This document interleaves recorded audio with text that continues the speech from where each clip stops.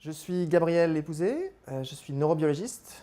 Je travaille sur le fonctionnement du cerveau, en particulier sur le fonctionnement du cerveau olfactif, pour essayer de comprendre comment notre cerveau détecte, analyse et intègre l'information olfactive, comment il l'encode dans notre mémoire et comment potentiellement ça peut aboutir à la genèse d'une émotion positive ou négative. Et dans le contexte de mon travail de recherche, le nez du vin est un objet tout à fait pertinent puisqu'il a rassemblé toute une bibliothèque d'arômes qui va permettre au cerveau olfactif de s'exercer, de se familiariser avec des odeurs, d'améliorer la résolution de la mémoire olfactive et d'une certaine manière d'optimiser la capacité de se rappeler de ces arômes. Dans le nez du vin, j'ai choisi deux arômes qui me tiennent à cœur.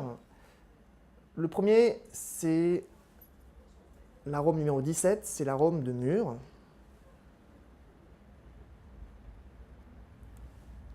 C'est un arôme que j'aime beaucoup car c'est un arôme que je retrouve dans des vins de la Côte de Nuit par exemple, dans le pinot noir.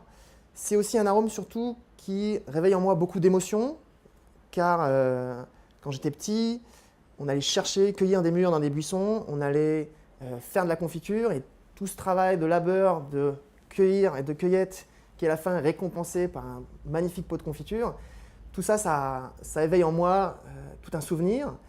Et je trouve que cet arôme de mûre, il a justement là pour, dans mon cas personnel, montrer le lien intime qu'il y a entre l'odorat et l'émotion. Ce qu'a très bien décrit Marcel Proust dans La Recherche du temps perdu sur cette madeleine, c'est cette capacité de l'odeur et de l'odorat à avoir un lien intime avec l'émotion et d'être capable d'évoquer de manière très forte, de manière très robuste, un souvenir olfactif. Un intérêt du nez du vin, c'est d'avoir permis pour le dégustateur de rassembler des molécules chimiques qui caractérisent certains vins, certains cépages, certains terroirs, et de nous permettre d'associer la présence de cette molécule avec un mot.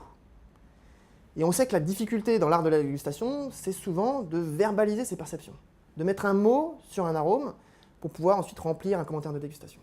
Je prends un exemple. L'arôme 47, l'arôme de diacétyl. Le diacétyl, c'est une molécule qui évoque l'odeur de beurre frais.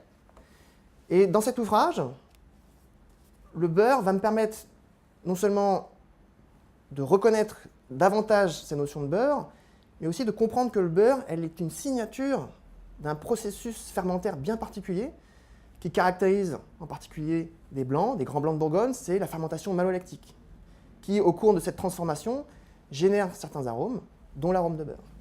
Et donc, la richesse du nez du vin, c'est de non seulement nous aider à verbaliser cette odeur, de la reconnaître, de mieux la mémoriser, mais aussi de comprendre le sens de cette molécule quand on va le retrouver dans le vin.